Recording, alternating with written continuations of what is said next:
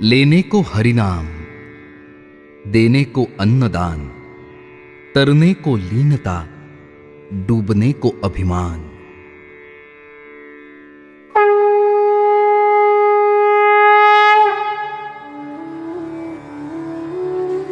श्री क्षेत्र सराला बेट पवित्र गोदावरीच्या कुशीत सुमारे 66 एकरात सामावलेले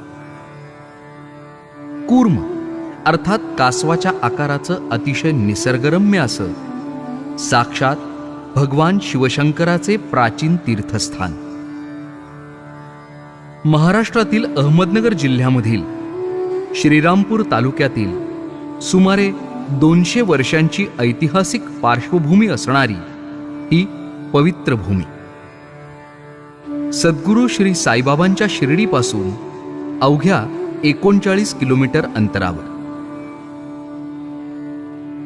अशा या पवित्र भूमीजवळ कापूस वाडगाव येथे सन 1814 साली सद्गुरू श्री गंगागिरी महाराजांचा जन्म झाला। युवावस्थेत परमार्थ ओढीनं संन्यस्त झालेल्या महाराजांनी आजन्म शिवशंकर आणि पांडुरंगाची निस्सीम उपासना केली।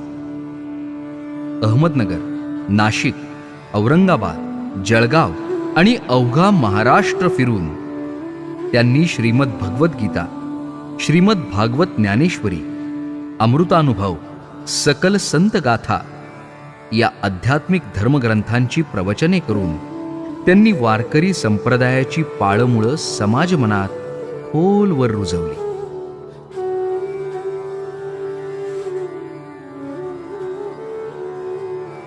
सद्गुरू श्री गंगागिरी महाराज योगी महापुरुष कठोर तपस्या करून त्यांनी तीव्र वैराग्य प्राप्त केलं होतं। समाजातील अस्पृश्यता, व्यसनाधीनता यांचं समूळ उच्चाटन करून एक सजग, सशक्त आणि देशाभिमानी समाजमन घडविण्यासाठी त्यांनी भजन, कीर्तन, प्रवचन या धार्मिक माध्यमातून सर्व जाती, धर्म आणि पंथांचे लोक एकत्र करून अखंड हरिनाम सप्ताहाची परंपरा सुरू केली। दरवर्षी श्रावण शुद्ध पंचमी ते द्वादशी असा हा सप्ताह चालतो। त्याच्यानंतर श्री हरिगिरी महाराज, नाथगिरी महाराज, सोमेश्वरगिरी महाराज, नारायणगिरी महाराज ते आज तागायत गुरुशिष्य परंपरेतील 6वे मठाधिपती महंत श्री रामगिरी महाराज यांच्यापर्यंत गेली 171 वर्ष अखंडपणे हा हरिनाम सप्ताह सुरू आहे आणि यापुढेही राहील। सद्गुरू श्री गंगागिरी महाराजांनीच सर्वप्रथम सद्गुरू श्री साईबाबा यांना आपल्या दिव्य अंतर्मनानं ओळखलं आणि मग शिर्डीच्या समस्त लोकांना त्यांचे देवत्व समजावून सांगितलं। कैलासवासी श्री गोविंद रघुनाथ दाभोळकर रचित श्री साई सच्चरित्रातील अध्याय क्रमांक 5 मध्ये याचा स्पष्ट उल्लेख आहे। सद्गुरू श्री गंगागिरी महाराजांचे अनेक भक्त शिर्डीत असल्यामुळं महाराज अनेकदा शिर्डीत यायचे। साईबाबा येथे असताना महाराज शिर्डीत गावकऱ्यांसोबत बसलेले होते। साई दोन्ही हातात मातीच्या कच्च्या घागरी घेऊन विहिरीवरून पाणी आणून बागेतील फुलझाडांना टाकत होते। त्यांना पाहताच महाराज म्हणाले, ही मूर्ती इथे कशी? ही दिव्य विभूती आहे, याची योग्यता फार मोठी आहे आणि तुमचे भाग्य थोर म्हणून हे रत्न तुम्हास लाभले। तुम्ही यांची मनोभावे सेवा करा, हेच तुमचा आणि या शिर्डीचा उद्धार करतील। साईबाबाई महाराजांना साक्षात योगी चांगदेव महाराजांचाच अवतार मानत असत।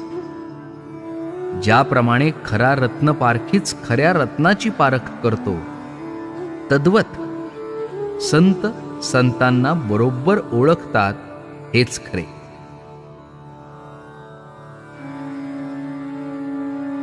19 मार्च 2009 मध्ये महंत श्री नारायणगिरी महाराज समाधीस्थ झाल्यानंतर दिनांक 3 एप्रिल 2009 पासून मठाचे 6वे मठाधिपती म्हणून महंत श्री रामगिरी महाराज कार्यरत आहेत. 162व्या अखंड हरिनाम सप्ताहाची परंपरा चालवली आहे. श्री रामगिरी महाराज आपल्या रसाळ अमृतवाणीतून कीर्तन, प्रवचन, श्रीमद भागवत कथा याप्रमाणेच अध्यात्म आणि विज्ञान याचे समर्पक दाखले देऊन देशसेवा, मानवसेवा हीच खरी ईश्वर सेवा असा संदेश समाजाला देतात. आज फक्त 9 वर्षात महंत श्री रामगिरी महाराजांनी या सद्गुरू श्री गंगागिरी महाराज संस्थांची व्याप्ती इतक्या भव्यदिव्य प्रमाणावर वाढवली आहे की राज्याच्याच नव्हे तर देशाच्या कानाकोपऱ्यातून लाखो भाविक भक्तगण कोणत्याही आमंत्रणाची वाट न पाहता स्वयंस्फूर्तीनं सप्ताहास हजेरी लावत असतात. सुमारे 10,000 टाळकऱ्यांसह वेगवेगळ्या धार्मिक आखाड्यांचे महंत, मठाधिपती आणि सर्व क्षेत्रातील अनेक मान्यवरांसह या वार्षिक भक्ती सोहळ्यास सुमारे 25 लाख श्रद्धाळू येतात. अतिशय भक्तिभावानं कीर्तन, प्रवचन श्रवण करून आमटी भाकरीचा प्रसाद घेतात. या आमटी भाकरीच्या प्रसादाचं वैशिष्ट्य म्हणजे प्रत्येक गावातून अक्षरशः सर्व भक्तांच्या घराघरातून भाकरी स्वेच्छेनं जमा केल्या जातात. ही प्रसादाची आमटी बनवण्याची सुद्धा विशिष्ट अशी एक पद्धत आहे आणि हा आमटी भाकरीचा प्रसाद वाढण्याचीही एक विशिष्ट पद्धत आहे, जेणेकरून गोरगरीब, श्रीमंत, लहान थोर असे सर्व जाती, धर्म, पंथाचे भक्त एकाच पंक्तीत बसून भक्तिभावानं प्रसादाचा आस्वाद घेतील. इतकंच नाही तर अगदी विश्वविक्रमातही याची नोंद झाली. याशिवाय सद्गुरू श्री गंगागिरी महाराज संस्थांची आषाढी वारी, सराला बेट ते पंढरपूर दिंडी सुद्धा अत्यंत नियोजन आणि शिस्तबद्ध दिंडी म्हणून ओळखली जाते. महंत श्री रामगिरी महाराजांच्या मार्गदर्शनाखाली व्यसनमुक्ती, वसुधैव कुटुंबकमचा संदेश, रक्तदान, सर्वधर्मीय प्रार्थना, स्वातंत्र्य दिन ध्वजारोहण, वीर जवान गौरव असे अनेक अभिनव उपक्रम राबवतानाच नारळी सप्ताह, गुरुपौर्णिमा, महाशिवरात्री, महाराजांची पुण्यतिथी असे अनेक उत्सव आणि धार्मिक सामाजिक कार्यक्रमांचं आयोजनही सद्गुरू श्री गंगागिरी महाराज संस्थान, सराला बेट यांच्या मार्फत केलं जातं.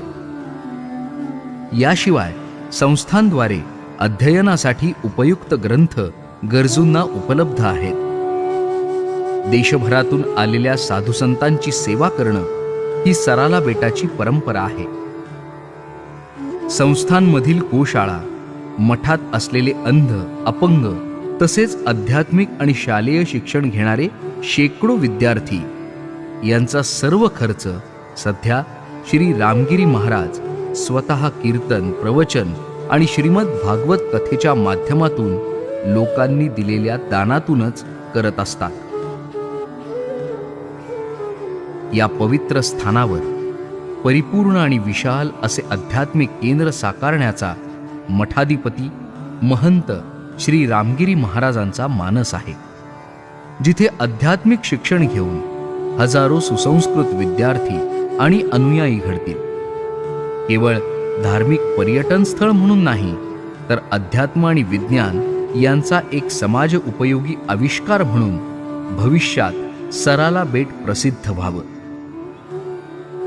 अनेकानेक दुर्मिळ आयुर्वेदिक वनस्पतींचे धन्वंतरी गार्डन, सराला बेटाची आध्यात्मिक परंपरेची माहिती देणारं सद्गुरू स्मृती उद्यान, ग्रह नक्षत्रांची सखोल माहिती देणारं नक्षत्र गार्डन, 12 राशींच्या वनस्पतींवर आधारित राशी गार्डन, भव्य भक्त निवास, गोसंवर्धन आणि गोशाळा, आजवरची अन्नदानाची अखंडित परंपरा सदैव पुढे चालत राहावी यासाठी अन्नछत्र, हे आणि असेच कितीतरी बहुमूल्य प्रकल्प आपल्या सर्वांच्या सहकार्यानं साकारून सद्गुरू श्री गंगागिरी महाराज संस्थान सराला बेट हे भारतातील अग्रगण्य आध्यात्मिक केंद्र होऊन दीपस्तंभाप्रमाणे सर्वांना पथदर्शक व्हावे, हीच सद्गुरुचरणी प्रार्थना. भगवंताच्या कृपेनं संस्थांचे हे समाजकार्य अखंडपणे चालत आहे आणि चालतच राहील. आम्हाला आवश्यकता आहे ती आपल्या समर्थनाची अन सहकार्याची. अध्यात्म हे जीवनाचं अंतिम ध्येय आहे. तसेच सुखदुःख सहन करण्याची क्षमता प्राप्त करून देण्याचं त्यात सामर्थ्य आहे. धन्यवाद.